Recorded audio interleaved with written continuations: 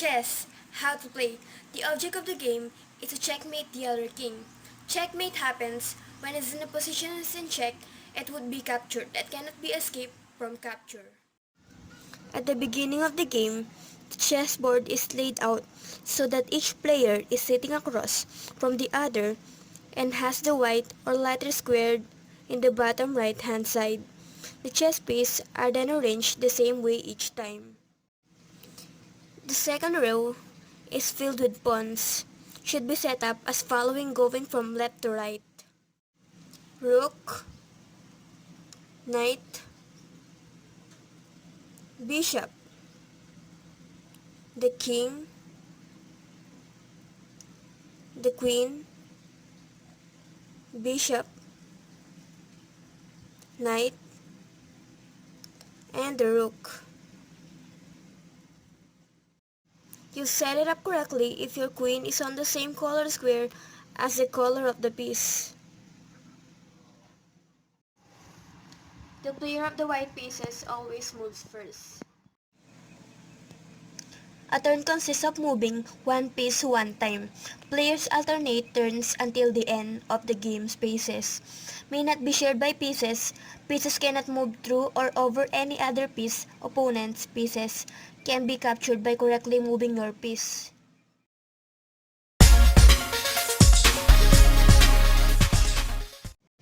Move one square forward towards your opponent's side of the board at a time unless it is the first time it moved during the game.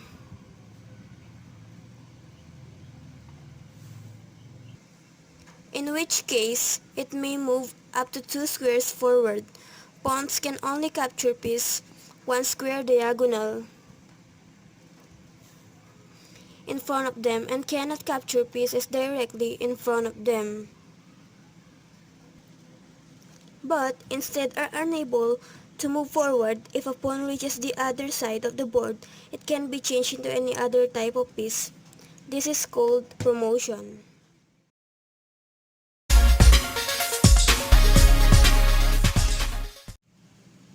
Can move any number of squares side to side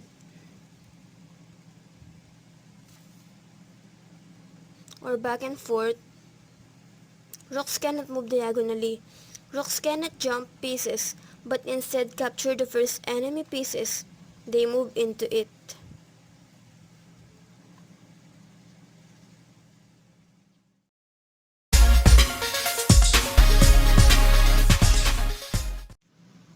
Knights move in the shape of an L, moving 2 squares in one direction except diagonal, and then one more square at a 90-degree angle.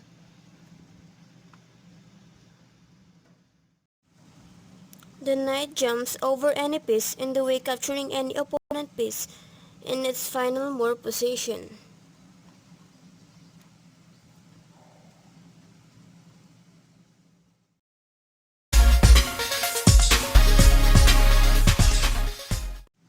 Can move any number of squares diagonally.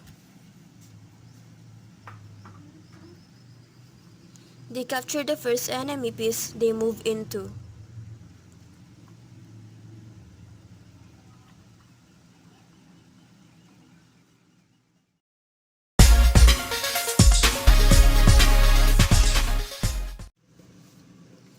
Can move any number of spaces in any direction.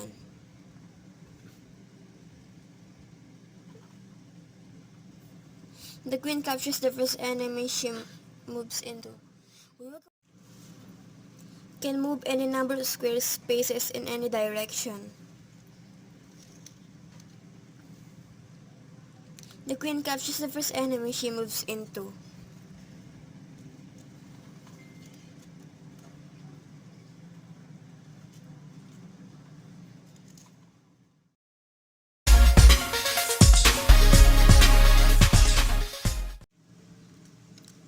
Can move one square at a time in any direction. The king can never move himself into check.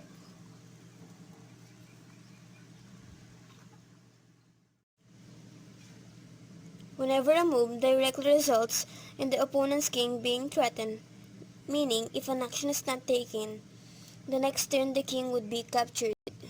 Attacking player must say check. The opponent must then use their turn to protect the king by either moving king out of check, moving a different piece to block the path of the attacker, or by capturing the piece that threatens the king.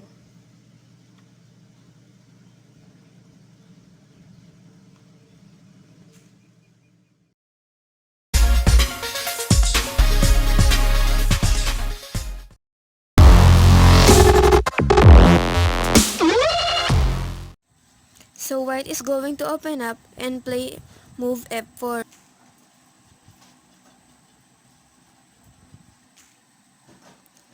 As we can notice, in this position by black moving their pawn to f4, they open up their kings, diagonal exposing the king and creating a weakness. Black can simply open up and make a space for their queens and bishop. And this is black's first move. White makes their second move, further opening up the king's diagonal and allowing for black to make their second move, which is to bring their queen along the diagonal to h4.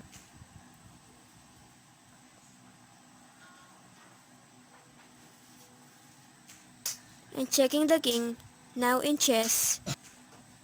When we're in check, we look for three ways to get out of check. It's either to move the king to block the check, and it's capture the checking piece in this position. The king has no safe squares to move. There are no pieces that can interpose or block the queen from checking the king.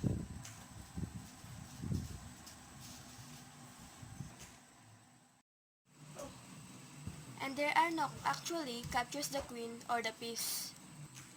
So what has just happened? The black has checkmated the white in just only two moves. Once again, I'll show you flight white opens up making the move f4 opening up the king's diagonal. Black plays the pawn up opening up the queen and direct threat on the white king.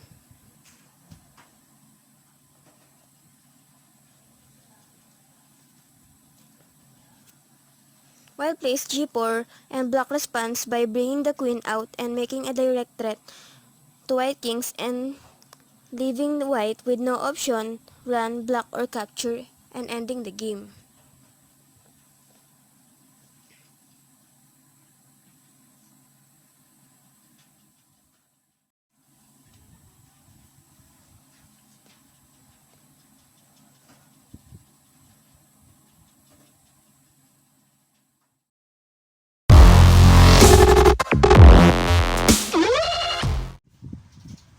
Hi, I'm gonna talk about the opening strategy. I'm gonna give you 3 steps that are gonna help you to create a opening strategy. First thing we need to understand is these 4 center squares. These are considered as super squares because the center of the board is the control center. For example, if I have my knight in the center of the board, my knight can control up 8 different squares. 1, 2, 3, 4, 5, 6, 7, and 8. So at the beginning of the game, we want to think about center control. First thing we can do is try and get our pawns into the center.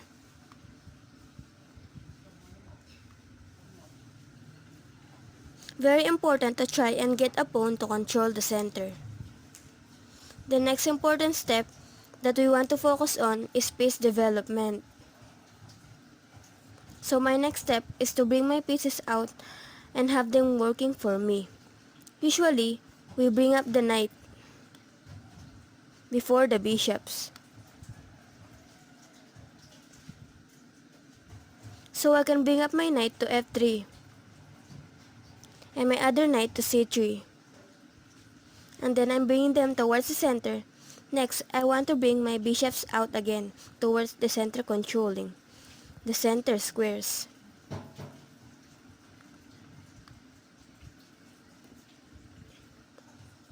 The next step that you always want to consider is king safety. Very important. Therefore, the best way to protect our king in the beginning of the game is to castle. Now, we have two ways that we can castle. We can either castle on the our king's side or on the queen's side. Right away, I can see that I can castle on the king's set to castle. I move my king to spaces and then bring my rook to the other side. And now my king is stuck behind a little fortress or to keep with the theme of a baby a crib and if it's protected and safe.